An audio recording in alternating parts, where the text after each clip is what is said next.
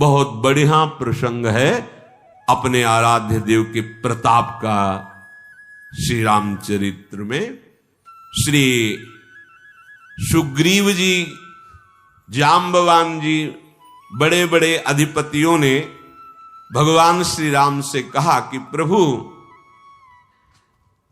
एक बार और रावण को अवसर दिया जाए, कोई समर्थ दूत भेजा जाए और वो आपका संदेश सुना दे कि आखिरी बात है, सिया जी को वापस कर दो, शरण में आ जाओ, नहीं तो अब नहीं, आगे युद्ध प्रारंभ हो जाएगा।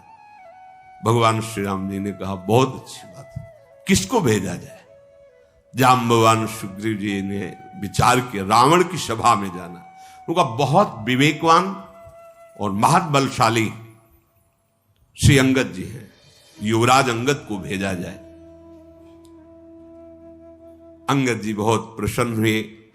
भगवान श्री राम ने पास बुलाकर स्पर्श किया और कहा, वही करना जिससे हमारा कार्य हो और उसका कल्याण हो।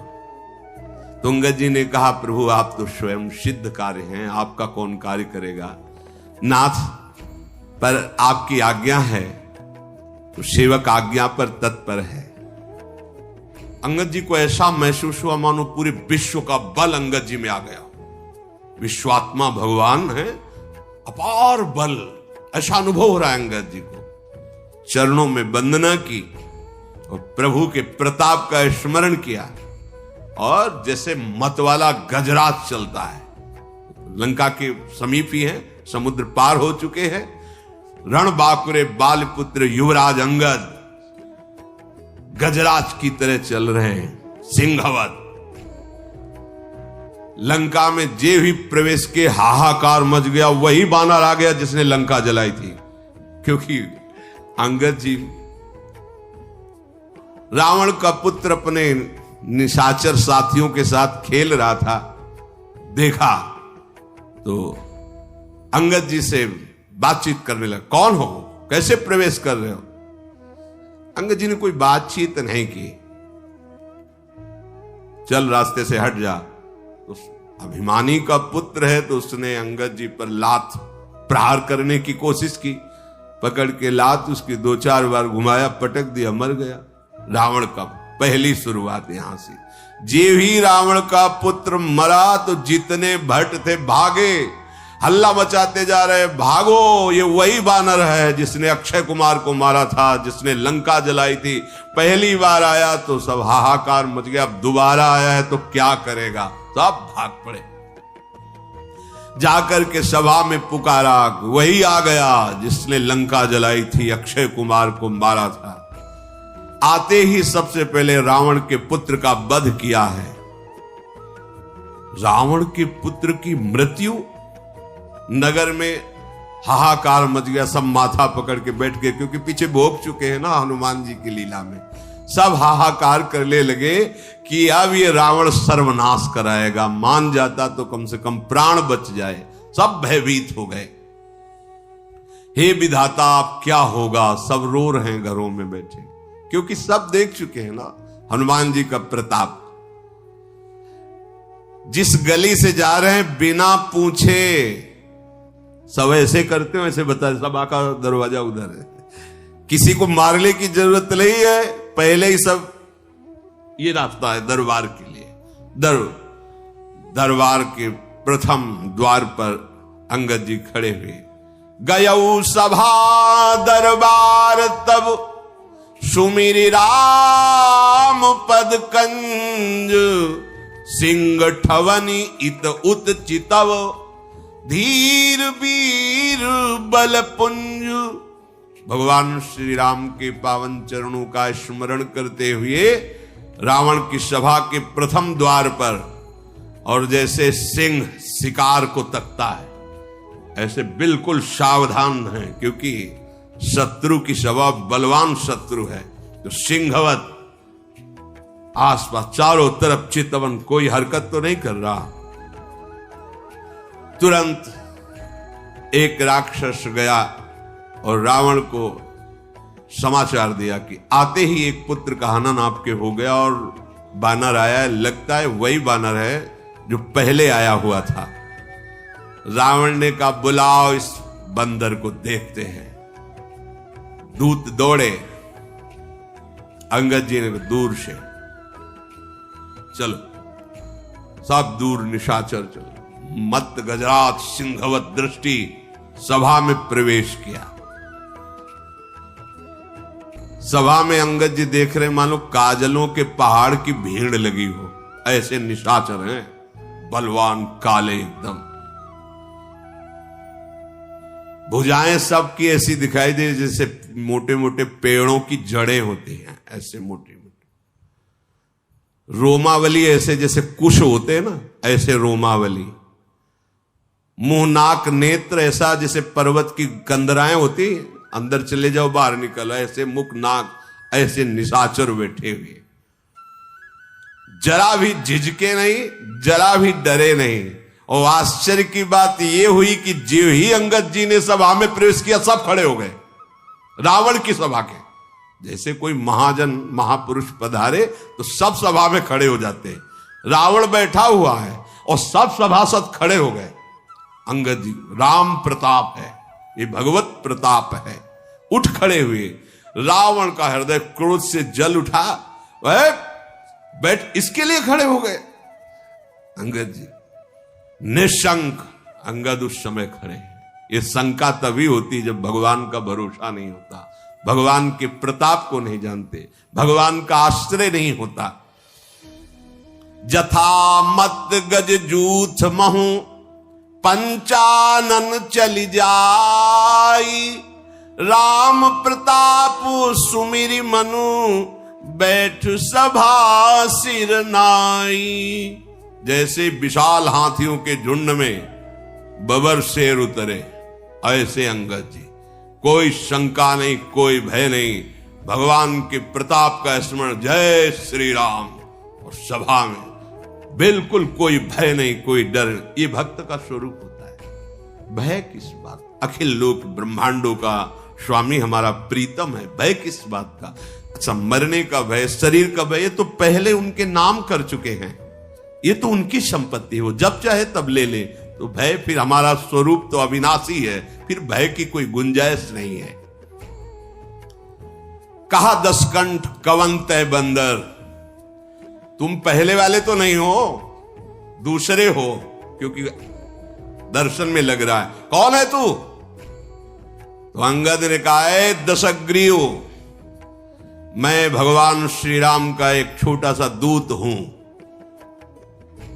अगर पूरा परिचय जानना चाहते हो तो तुम्हें हमारे पिता का बहुत बढ़िया परिचय है। 6 महीना कांख में रहे हो उनकी, बालीपुत्र। मैं अंगद हूं और मेरे पिता 6 महीना ऐसे रावण को दबाए हुए संध्या वंदन करते रहे।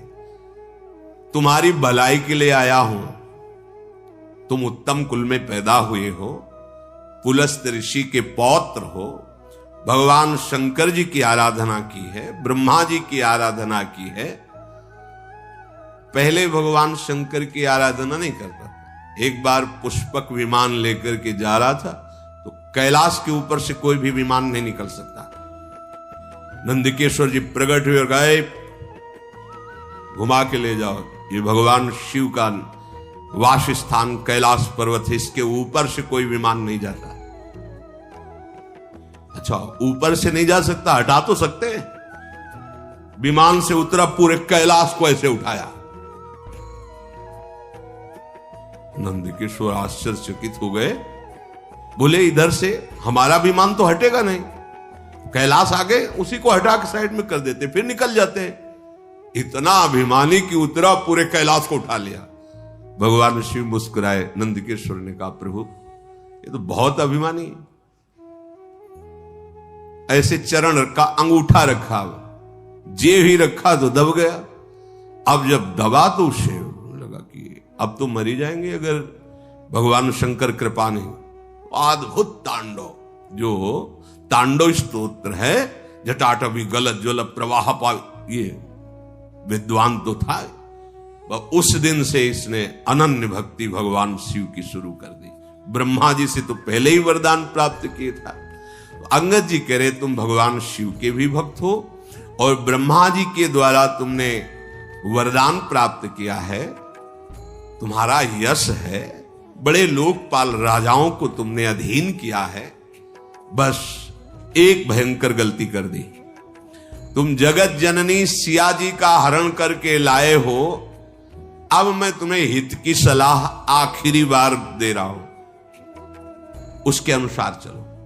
प्रभु श्री राम जी ऐसे करुणामय है, चाहे जितना कोई अपराध किया हो, अगर शरण में चला जाए तो उसे क्षमा कर देते हैं। तुम ऐसा करो, उपाय बता रहे, दांतों में तिनका दबाओ, गले में कुल्हाड़ी डालो ऐसे, और कुटुंबियों सहित, अपनी स्त्रियों सहित, अब पहले तो तुम जाकर के जानकी जी को अब नहीं, अब तो दांतों तले तिनका दबाओ, गले में कुल्हाड़ी डालो, और अपने जो बड़े बड़े यूथपति हैं और अपनी स्त्रियों सहित और जानकी जी को आगे करो, तो तुम्हारी प्राण रक्षा हो जाएगी।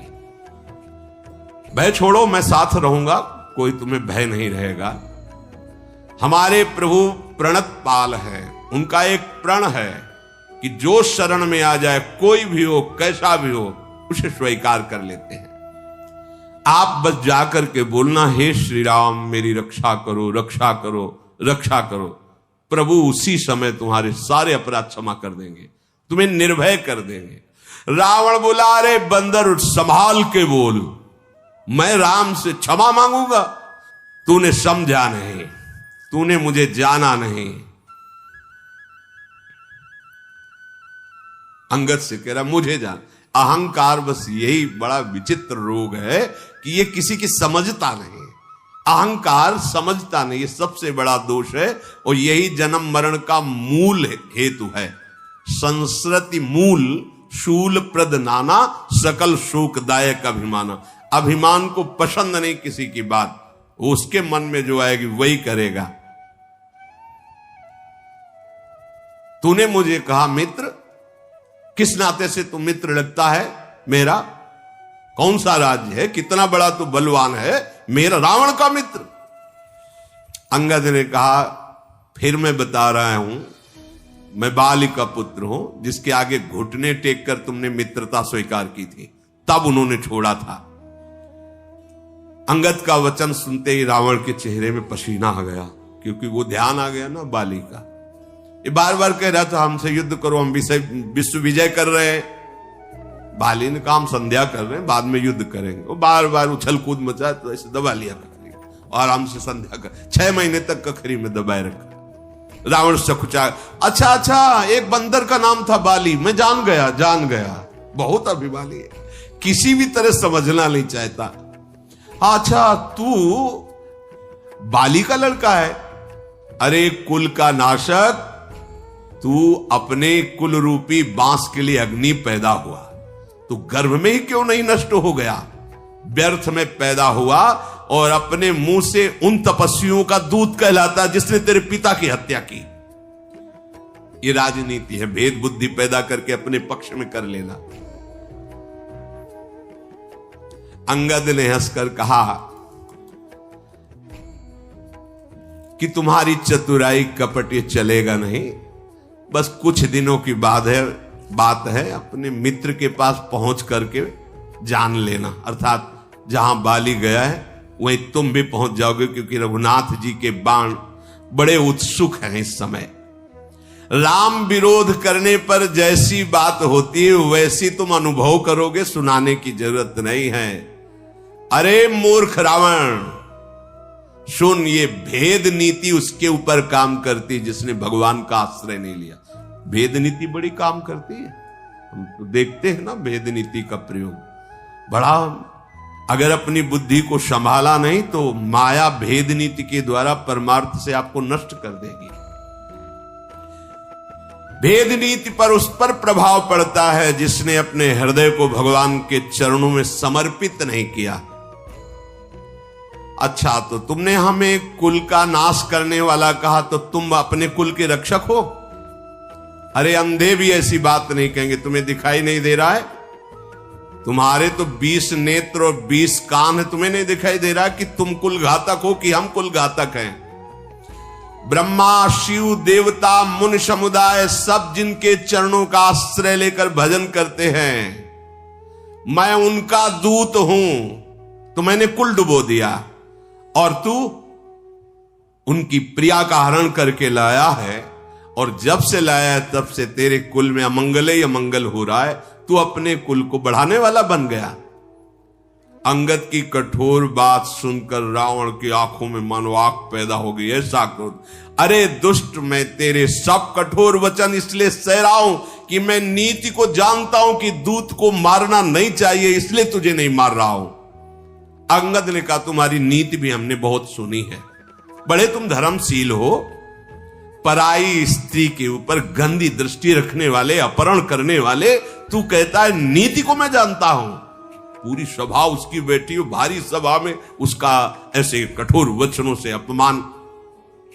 दूत की रक्षा करने की बात तो आंखों से देख ली, धर्म के व्रत को धारण करने की डींग मारने वाले, तू डूब कर क्यों नहीं मर जाता?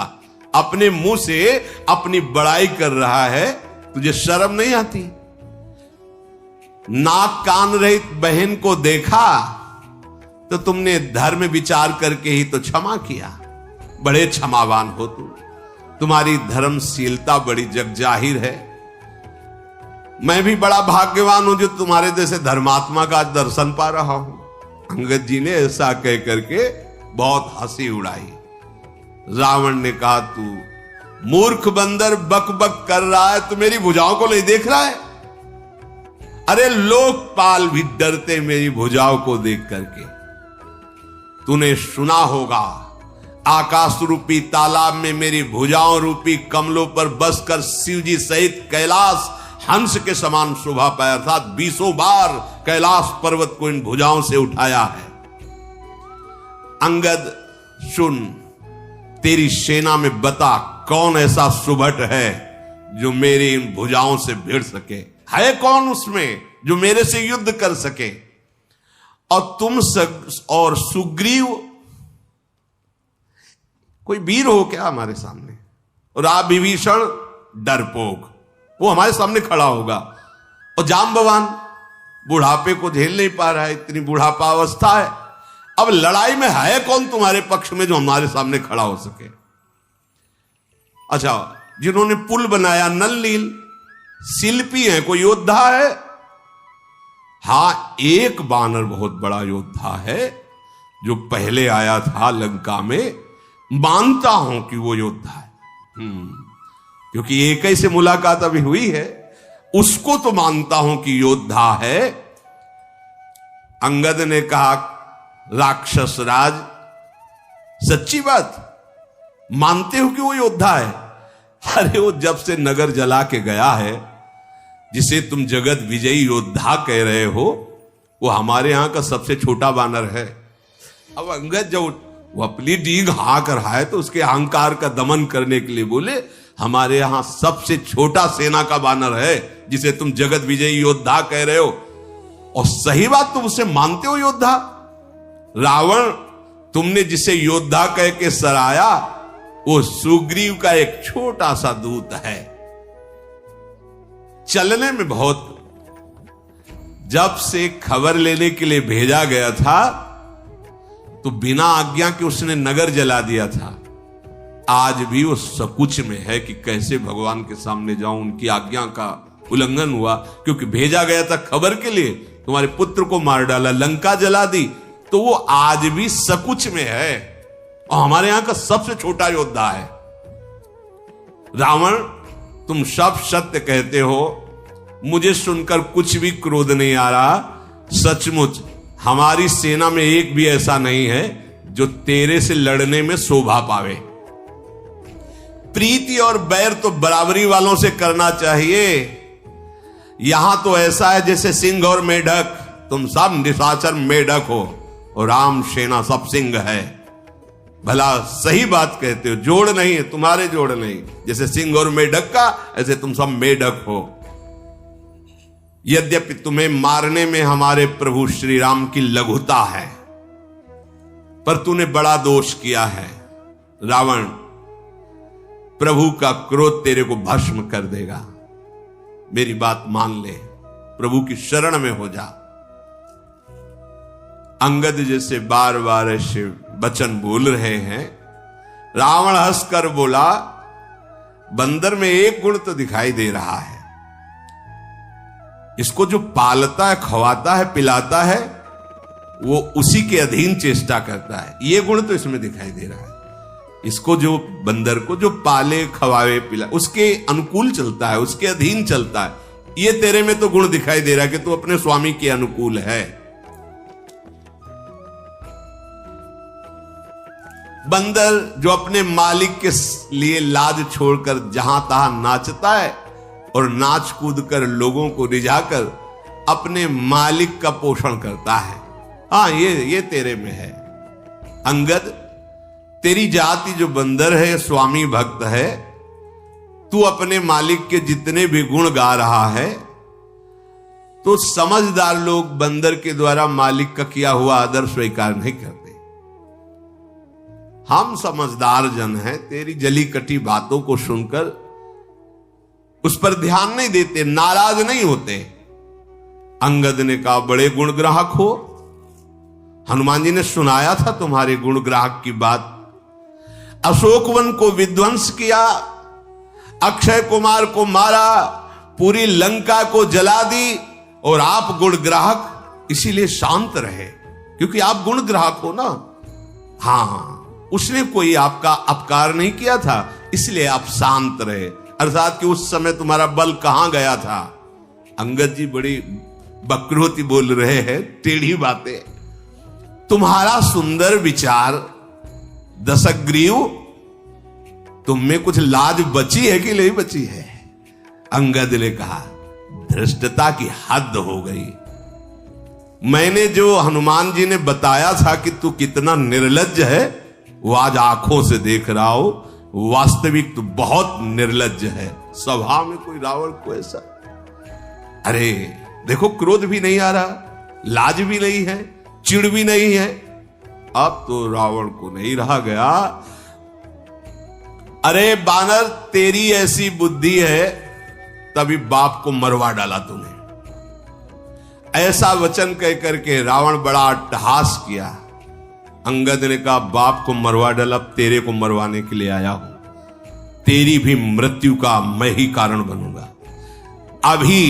अभी तुरंत मेरी बात समझ जा, नहीं ऐसा मत समझ कि मैं तुझे दंड नहीं दे सकता।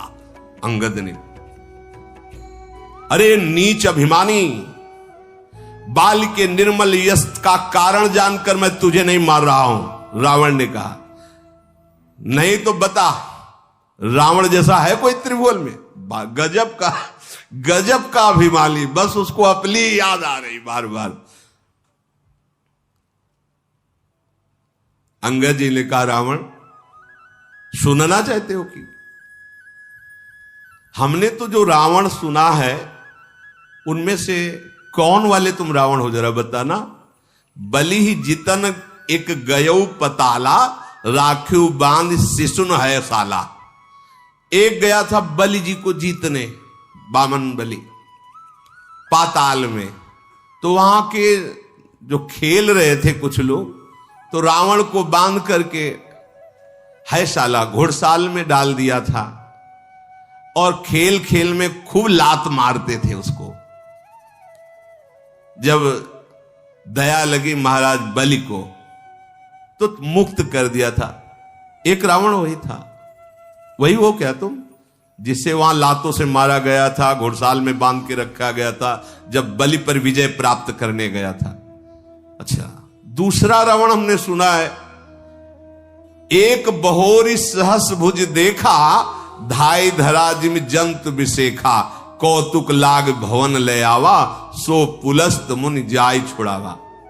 शास्त्राबाहु अर्जुन के साथ युद्ध की, तो ऐसे जंतु की तरह पकड़ लिया, अपने भवन में बंदी बना के फिर पुलस्त ऋषि गए और समझा बुझाकर छुड़ा के लाए थे। वो रावण हो तो। एक कहत मोहि सकुचयति रहा बाल की कांख, इनमोह रावण तय कवन सत्य बदहि तज माख। एक हमारे पिता के 6 महीने कांख में रावण रहा। कौन से रावण हो तुम? कहते तुमने मेरा यश नहीं सुना, तो तुम बताओ कौन से रावण हो? रावण ने कहा 67 सोई रावण बलशीला, हरिगिर जान दास भुजलीला। मैं वो रावण हूं जो कैलाश को बता चुका है कई बार। अभिमान बर्दाश्त नहीं होता। अरे मेरी भुजाओं का बल भगवान शंकर जानते हैं। मैंने अपने हाथों से अपने सर रूपी पुष्पों को काट काट के महादेव जी के चरणों में चढ़ाया है। सिर रूपी कमलों को अपने हाथों से उतार उतार कर भगवान शिव के चरणों में चढ़ाया। अरे मूर्ख, मेरे भुजाओं का अगर परिचय पाना है तो दिक्पालों से जाके पूछ, जिनके हृदय में आज भी भय समाया हुआ है। दिशाओं के हाथियों से पूछ, जहां भुजा की टक्कर मारी तो चिघाड़ते रहे। जिनके भयानक दांत जब जब आकर मेरी छाती में भुजाओं में लगे तो टूट गए। जिसके चलते समय पृथ्वी हिलती है, चलत दशानन डोलत है। जासु चलत डोलत इम धरनी, चढ़त मत गज जिम लघु तरनी। जैसे छोटी नाव पर कोई गजरात चढ़े तो नाव हिल जाती है, ऐसे पृथ्वी हिलती है। मैं वो रावण हूं जब चलता हूं। सोई रावण जग विदित प्रतापी, सुने न श्रवण अलीक प्रलापी। अरे झूठी बकवास करने वाला, तूने कानों से नहीं सुना? मैं जगत प्रसिद्ध प्रतापी महाबली रावण हूं। महाप्रतापी जगत प्रसिद्ध रावण को तू मजाक समझ रहा है, छोटा कहता है, और एक मनुष्य की बड़ाई मेरे दरबार में कहता है। अरे दुष्ट, असभ्य, तुच्छ बंदर, मैंने जान लिया तेरे में बुद्धि नहीं है। रावण के वचन सुनकर अंगद जी को अब क्रोध आया। उन्होंने कहा, अरे नीच अभिमानी, संभाल कर बोल। मेरे प्रभु को तू मनुष्य बोलता है? जिनका फरसा सहस्त्राबाहु की भुजाओं रूपी अपार वन को जलाने के लिए अग्नि समान था, जिनका फरसा रूपी समुद्र की तीव्र धारा में अग्नित महाबली राजा बार बार डूब गए, उन परशुराम जी ने जिनके रूप और बल को देखकर गर्व त्याग करके चरणों में शीश झुकाया, वो हमारे भगवान श्री राम है। अरे दशकंधर, तू बहुत उद्दंड हो गया है, इसीलिए तू भगवान श्री राम को मनुष्य बोल रहा है। कामदेव भी क्या धनुर्धारी है? गंगा जी क्या नदी है? कामधेनु क्या पशु है? कल्पवृक्ष क्या पेड़ है? अमृत क्या रस है? ऐसे भगवान क्या मनुष्य है? गरुड़ जी क्या पक्षी हैं? शेष जी क्या सर्प हैं? अरे दशकंधर, तेरी बुद्धि नष्ट हो गई। चिंतामणि भी क्या पत्थर है? वैकुंठ भी क्या लोक है? श्री रघुनाथ जी की अखंड भक्ति जैसा कोई लाभ है? अगर भगवान ने आदेश किया होता तो तुम्हारी सेना को मथ कर नष्ट करके अभी मैं तुम्हें दिखाता कि मेरे श्री राम का बल क्या है। तेरी समझ में नहीं आया? अक्षय कुमार को मारा, पूरी लंका जला दी, अशोक वाटिका उजाड़ दी, तूने बंदर समझता है? महाबली हनुमान कोई बंदर है? कपट छोड़ दे, चतुराई छोड़ दे, राम जी की शरण में चला जा, नहीं तो अब मैं जो कह रहा हूं उसे सुनो। तुम्हें ब्रह्मा और शंकर भी अब नहीं बचा सकते। मूढ़, गाल फुलाना, बातें बनाना, डींग हाँकना, ये लौकिकता में तो चलेगा, राम जी के सामने नहीं चलेगा। तेरा ये जो बकबक करने वाला मुख है, राम जी के बाणों से कट के गिरेगा, और पृथ्वी में जब गिरेगा तो बानरों की लात पड़ेगी उस पे। ऐसे ही था, जैसे फुटबॉल में पैर मारते हैं, ऐसे ही रीछ बानर तेरे उन गेंद के समान अनेकों शिरों से चौगान खेलेंगे। जब रघुनाथ जी युद्ध में कोप करके सारंग धनुष से बाण छोड़ेंगे, तब ये जो गाल बजा रहा है ना, उस समय नहीं। इसलिए विचार कर बोल, भगवान श्री राम को मनुष्य संबोधन मत कर। रावण तो जल उठा, जैसी बात अंगद जी ने कही तो उसका अब हृदय एकदम खौल उठा। अरे कुंभकर्ण मेरा भाई है। अभिमान की दशा ही अलग होती है, उसको समझ में ही नहीं आता। कुंभकर्ण मेरा जो भाई है, और इंद्र का शत्रु जो इंद्र को बंदी बना के लाया, वो मेघनाथ मेरा पुत्र है। और मेरा पराक्रम तो संसार में प्रसिद्ध ही है, संपूर्ण जड़ चेतन जानता है कि रावण विश्व विजयी है। दुष्ट बानरों की सहायता से एक छोटा सा समुद्र में पुल बना लिया तो डींग हाँकते। गजब का अभिमानी है, छोटा हाथ तक नहीं बना पाया और छोटा पुल। देखो अभिमान क्या है, एक छोटा सा पुल बना दिया समुद्र में। समुद्र को तो एक छोटे छोटे पक्षी लांघ जाते हैं, उड़ जाते हैं, महावीर हो जाते हैं क्या? रावण कह रहा है मूर्ख है तू बंदर, सुन मेरी एक एक भुजा रूपी समुद्र बल रूपी जल से पूर्ण है, जिसमें बहुत से देवता और मनुष्य डूबकर मर चुके हैं। कौन ऐसा सूरवीर है जो मेरी इन भुजाओं का बल जो है उसको पार कर पावे? फिर वही शुरू कर दिया, दिक्पालों से जाके पूछो इन भुजाओं का बल, तेरा मालिक डर जाएगा जब सामने जाऊंगा। रावण कह तूने जिसकी बड़ी बड़ी बातें गुण गाथा की है, वो कोई मेरे सामने लड़ने लिए योद्धा है? अच्छा तू अपने मालिक को बड़ा वीर समझ रहा है तो कमजोर समझ, क्योंकि बार बार दूत भेजना ये बलवानों का लक्षण नहीं होता। रावण कह रहा है देख मेरी बात मान, अपने स्वामी को समझा दे, जाके वापस हो जा, मेरी भुजाओं को देख, ये कैलाश को उठाने वाली। फिर बोला भगवान शंकर साक्षी, मैं झूठ नहीं बोल रहा हूं, कई बार कैलाश उठाया है, उन्हीं के बल से उठाया। अभिमानी पुरुष जैसे कभी कुछ तो 1000 बार कहेगा कि तुम्हें क्या पता, वृंदावन जाते 200 साधुओं को भोजन पान सारे संत बोले कि ऐसा भोजन तुमने कभी पाया नहीं। अगर कहीं सुकृत बन गया, कोई भगवत आराधना बन गई तो विश्व में क्या करें, नहीं तो पैसा देके टीवी में चलवा दे। अभिमान पोषण की वृत्ति यही हमें जन्म मरण का हेतु करती है। करो पर भगवत प्रसन्नता के लिए करो, नहीं तो यह अभिमान ये चुप नहीं रहने देगा। जहां अभिमान होता है वहां बार बार अपनी प्रशंसा, वो अभिमान का स्वरूप, उसको सुख मिलता है अभिमान को। रावण ने भगवान शिव की ही बल से कैलाश को उठा लिया तो बार बार वो अंगद जी से कह, देखो भुजाए हमने कैलाश उठाया है, भगवान शंकर साक्षी है, मैं झूठ नहीं बोल रहा। ऐसा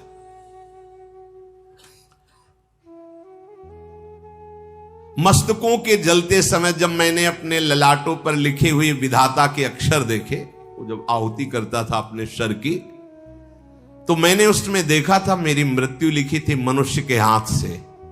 तो मुझे बहुत बड़ी हंसी आई कि विधाता भी लिखने में चूक कर दिया, मुझे मनुष्य मारेगा, मेरा तो आहार मनुष्य है, मार कैसे सकता है। तो विधाता ने भी असत्य लिखा था। जब मैं अपने सर काट के हवन कर रहा था शिव प्रसन्नता के लिए, तो जलते हुए भाल पर लिखा देखा था कि मेरी मृत्यु मनुष्य के हाथ से। तो मुझे हंसी आई कि विधाता भी असत्य लिखता है, भला मेरी मृत्यु किसी मनुष्य के हाथ से होगी। मेरे मन में किसी का भी भय नहीं है, क्योंकि मैं समझता हूं कि ब्रह्मा जी बूढ़े हो गए हैं, लिखने में गलती हो गई है, मेरी मृत्यु मनुष्य से नहीं हो सकती। और मूर्ख, तू बार बार लज्जा मर्यादा छोड़कर रावण के सामने उन मनुष्यों की बात करता है। अंगद ने कहा, अरे रावण, मुझे तुम लज्जा रहित कहते हो, पर तुम बहुत बड़े लज्जावान हो। लज्जाशीलता तुम्हारा स्वभाव है, क्योंकि तुम जैसे निर्लज्ज बार बार अपने मुंह से अपनी बड़ाई गा रहे हो। सिर काटा कैलाश उठाया, सिर काटा कैलाश उठाया, यही तो उस समय से बोल रहे हो। लेकिन तेरा हृदय में देख रहा हूं कि कांप रहा है राम जी के भय से, तभी तू बड़ाई बार बार कर रहा है। अब बस कर, सर काटने से कोई सूरवीर नहीं हो जाता, जादूगर भी अपना सर काट के दिखा सकता है। इंद्रजाल रचने वाले ऐसे खेल बहुत से करते हैं, शरीर के कई टुकड़े, और फिर थोड़ी देर में वो वैसे ही खड़ा हो जाएगा। बहुत से पतंगा मोहवश आग में जल जाते हैं तो वो कोई सूरवीर नहीं होते। और बहुत बोझा उठा लेने से कोई महावीर नहीं बन जाता। गधों के बोझा लदा करता है वो सूरवीरों में नहीं आते। जो बार बार कह रहे हो कैलाश उठाया कैलाश, अंगद जी कह रहे तेनर सूर कहावहीं समुझ देख मति मंद जरहि पतंग मोवस भार बहाई खर ब्रंद। गधा वो तो भार ढोता है, तो भार ढोने के कारण कोई सूरवीर नहीं कहे, और पतंगा मोहवश आग में जल जाता है, ये कोई सूरवीर नहीं कहे जाते। अब अभिमान त्याग दे, फिर तेरे से प्रार्थना कह रहा हूं, रघुनाथ जी से संधि कर ले, तेरा मंगल हो जाएगा। कृपालु राम जी ऐसे हैं कि उनका यश तेरे मारने में नहीं होगा, क्योंकि जैसे सिंह किसी खरगोश को मारे तो कोई यश की बात है। अरे अनंत बलशाली प्रभु श्री राम तुझ जैसे नीच पुरुष को मारेंगे? मूर्ख, मेरे वचन मान ले, और ये मत कहे कि कमजोर आदमी दूत भेजता है। मैं कठोर वचन केवल प्रभु की आज्ञा के कारण, नहीं तो जानता है थप्पड़ से तेरे मुंह तोड़कर अभी सियाजू को ले जाता। अंगद जी ने बहुत बात कही, ना ही तकरी मुख भंजन तोरा ले जाते हो सीत। तुम जो कह रहे हो कि कमजोर आदमी बार बार दूत भेजता है, तो मैं प्रभु का एक छोटा सा दूत हूं, थप्पड़ से तेरे 10 मुख तोड़ता और सियाजी को अभी ले जाता और जबरदस्ती तेरे सब यूथ पतियों को बंदी बना लेता। तेरा बल तो मैं उसी समय जान गया था जब तू सियाजू का अपहरण किया।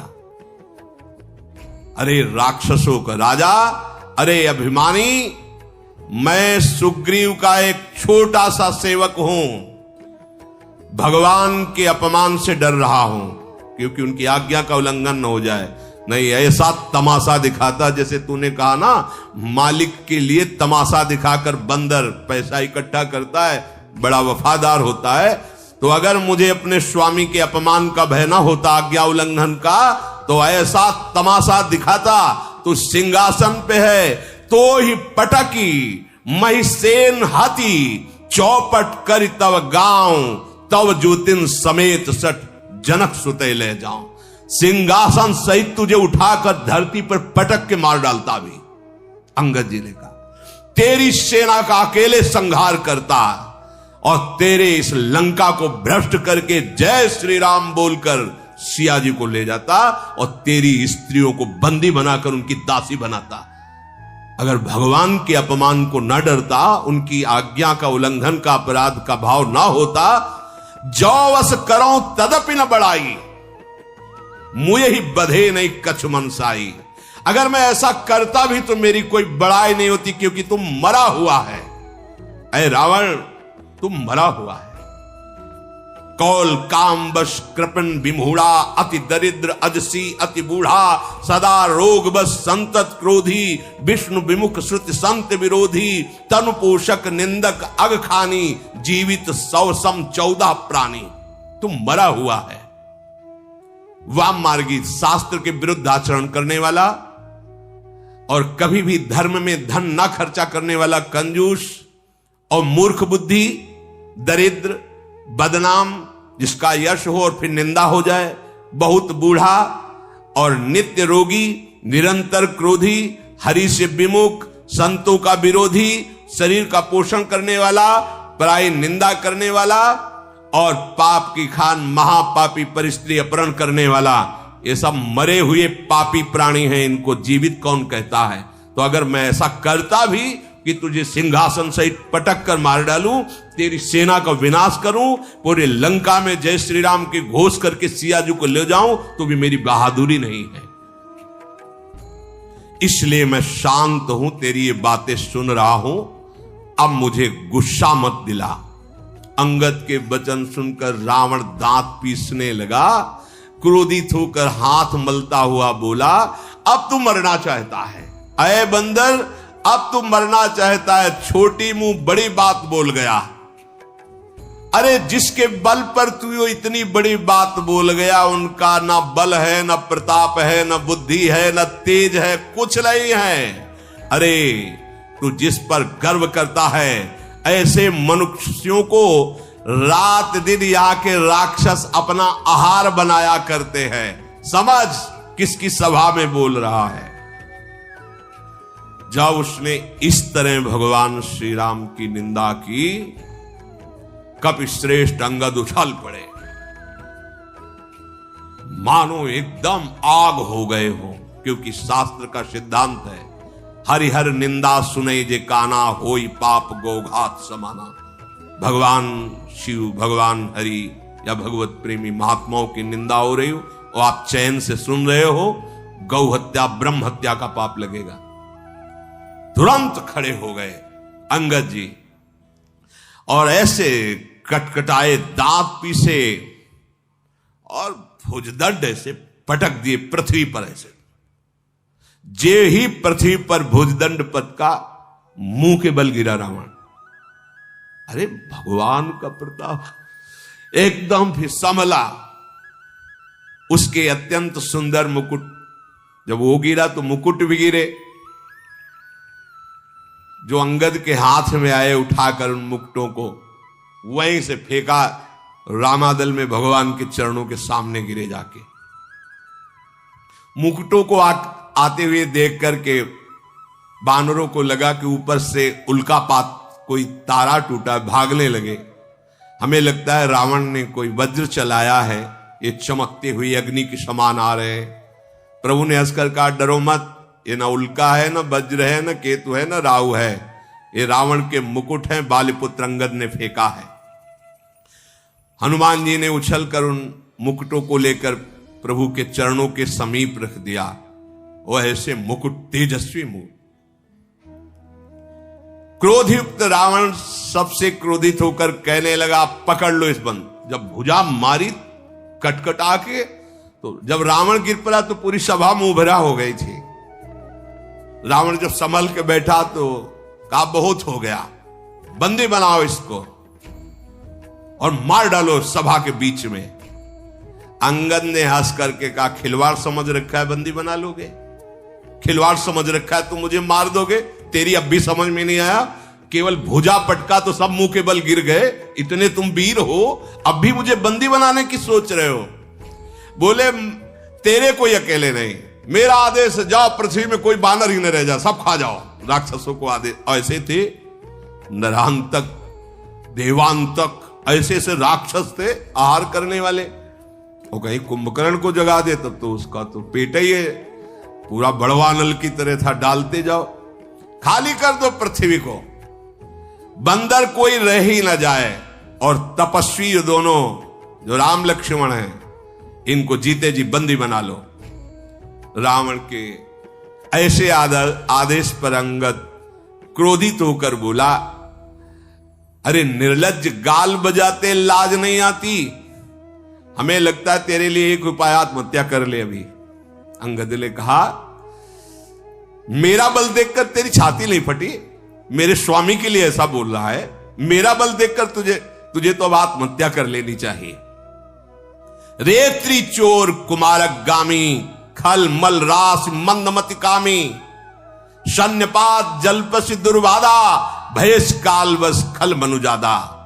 ए स्त्री के चोर, एक कुमार्गामी, एक दुष्ट, पाप की राशि, मंद बुद्धि, तेरी समझ में नहीं आ रहा? अरे कामी, तू सन्निपात जैसे किसी को हो जाए और वो बोलता रहे, ऐसे बोल रहा है, ऐ दुष्ट राक्षस, तू काल के अधीन हो गया है, आगे फल पाएगा। राम मनुष्य है, ऐसा वचन जो बोला, अरे अभिमानी, तेरी जीभ गल करके नहीं गिर गई? संदेह नहीं, तेरी जीभ गिरेगी सिरों के साथ रणभूमि में। सोनर क्यों 10 कंद, बाल बध्यो जेहि एक सर, 20 लोचन अंध, धिगतो जन्म कुजाति जड़। ए दशग्रीव, एक बाण से जिसने महाबली बाल को मार दिया, वो मनुष्य हो सकता है? कुजाति, जड़ जीव, 20 आंखें होने पर भी अंधा, तेरे जन्म को धिक्कार। अंगद जी बोल रहे हैं। बस एक बात मुझे थोड़ा शांत कर रही कि भगवान श्री राम के बाण प्यासे तेरे खून के, इसलिए मैं तुझे क्षमा करता। वो प्यासे रह जाएंगे अगर मैं कुछ करूंगा, इसलिए नीच राक्षस मैं तुझे जीवित छोड़ रहा हूं। ये जो तू हंसी कर रहा है बार बार, ये अभी 10 मुख के सब दांत तेरे बाहर निकल जाएंगे।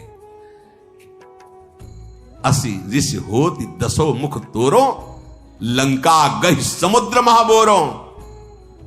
मैं तो दसन तोड़वे लायक, पर आयस दीन न मोहि रघुनायक। ऐसा हो रहा है कि पहले थप्पड़ मार के तेरे दांत तोड़ू सब, तू हंस रहा है। इसके बाद ऐसा क्रोध आता कि पूरी लंका उखाड़ लूं और समुद्र में डुबो दूं, तेरे 10 मुख तोड़कर भगवान के चरणों की शरण में डाल दूं जाके। पर क्या करूं, भगवान ने आदेश नहीं किया। तुम कह रहे हो कि बंदरों को खा जाओ जाके। अरे हम वो बंदर हैं, गूलर फल खाने वाले नहीं। तुम जैसे निशाचर हमारे लिए गूलर हो, गूलर। कीड़े मकुड़े की तरह तुम हमें दिखाई दे रहे हो। राम प्रताप ऐसा ही होता है, ऐसा ही होता है। सुरपति नरपति लोकपति जिनके भावे घास।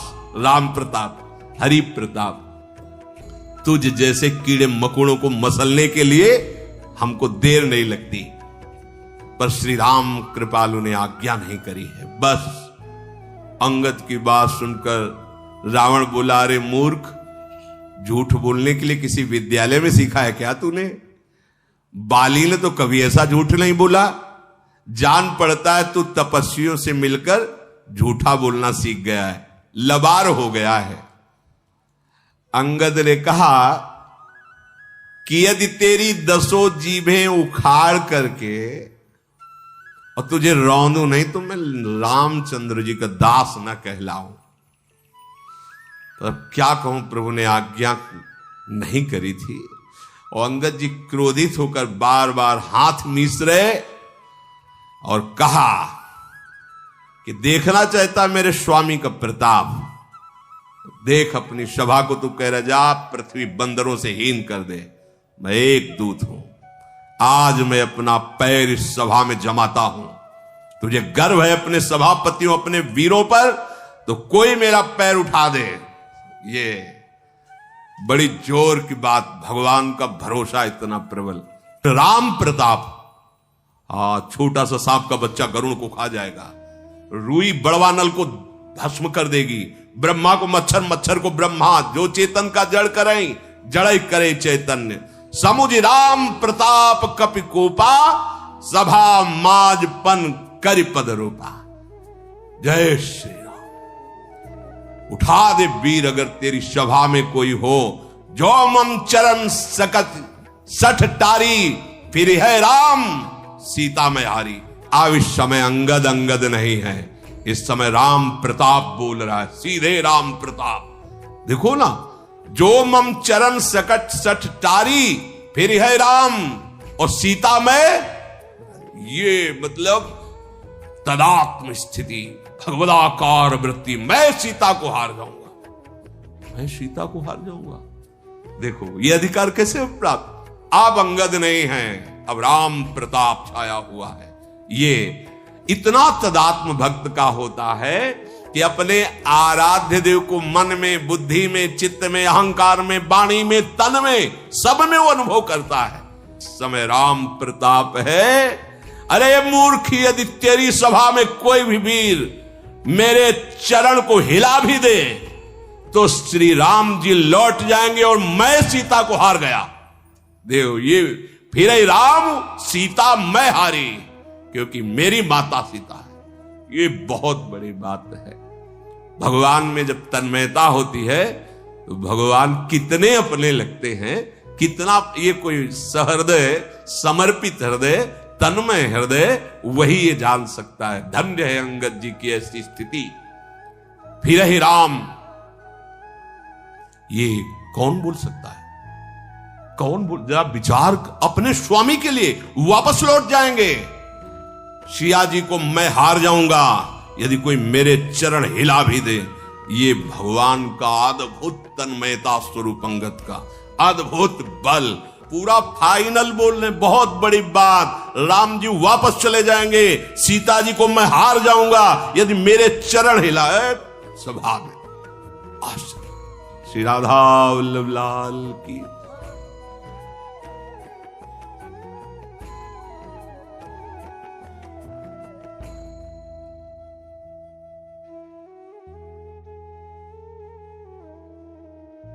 तो राधे राधे जी, श्री हरिवंश। हमें पूरी उम्मीद है कि आप लोगों को पूज्य महाराज जी का आज का ये सत्संग बहुत ही ज्यादा पसंद आया होगा और आपको इस सत्संग से काफी कुछ सीखने को भी मिला होगा। तो आपको इस सत्संग के अलावा और किसी भी विषय के बारे में अगर कुछ भी महाराज जी की वाणी में जानना हो तो आप लोग हमें नीचे कमेंट्स करके जरूर बताइए। हम आने वाली वीडियो में आप लोगों के उस प्रश्न को लेकर महाराज जी का नया सत्संग अपलोड कर देंगे, ताकि आप लोगों को अपने भक्ति मार्ग में बहुत ही ज्यादा आसानी मिले। तब तक के लिए राधे राधे, श्री हरिवंश।